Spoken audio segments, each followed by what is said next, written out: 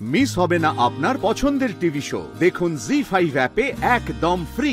মাসিমা, আপনি তো নিজে দেখেছেন আমার মা নিজের মেয়ের মৃত্যুর পরেও চেয়েছিলেন জামাইবাবুর একটা বিয়ে হোক। সেসব উনি শুনছেন না, শুধু নিজের কথা ভাবছেন।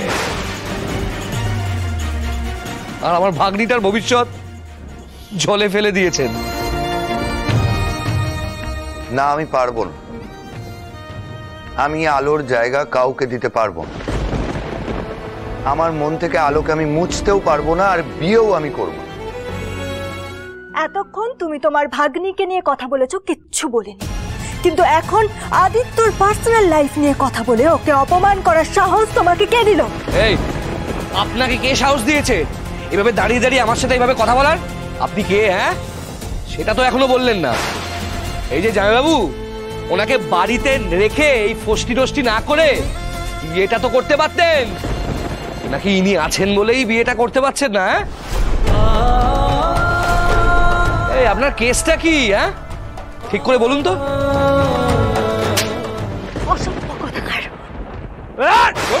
রবি, খবরদার না। শুধু মেয়ে বলে ছেড়ে দিলাম। আসলে আপনাদের এই সম্পর্কটা না নোংরামির সম্পর্ক। না হলে আপনি বা পড়ে থাকবেন কেন এই বাড়িতে? লজ্জা থাকলে চলে যেতেন, না হলে বিয়ে করে নিতেন। না না না না না, এই সমস্ত নোংরামির মাঝে না আমি আমার পুপুলকে এক মুহূর্ত রাখবো না।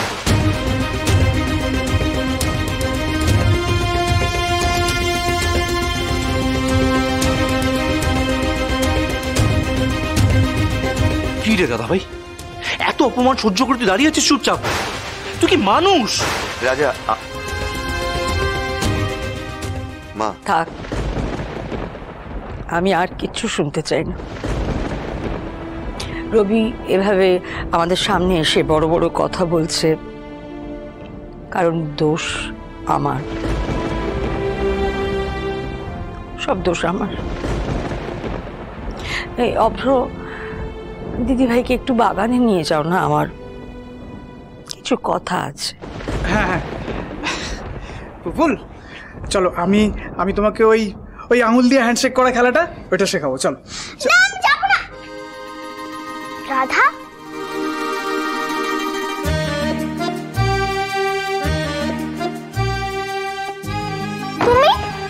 তুমি আবার উঠে এলে কেন? এই তো তোমাকে দেখতে এসেছি। তুমি ঠিক আছো তো পুপুল? হ্যাঁ, আমি তো ঠিক আছি, কিন্তু দেখো ওরা ঠিক নেই। ওরা আমাকে নিয়ে যাবে বলে তাই সবাই ঝগড়া করছে। তুমি ওদেরকে বলে দাও না যে তুমি যাবে না, তাহলে দেখবে সবার ঝগড়া স্টপ হয়ে যাবে।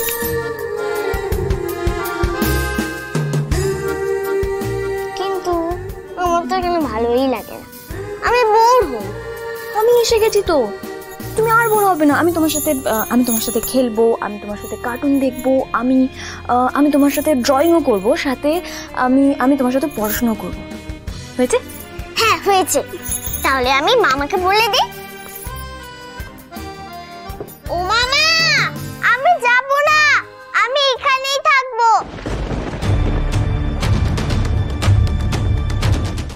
জি5 ডাউনলোড করুন আর সব এপিসোড দেখুন একদম ফ্রি।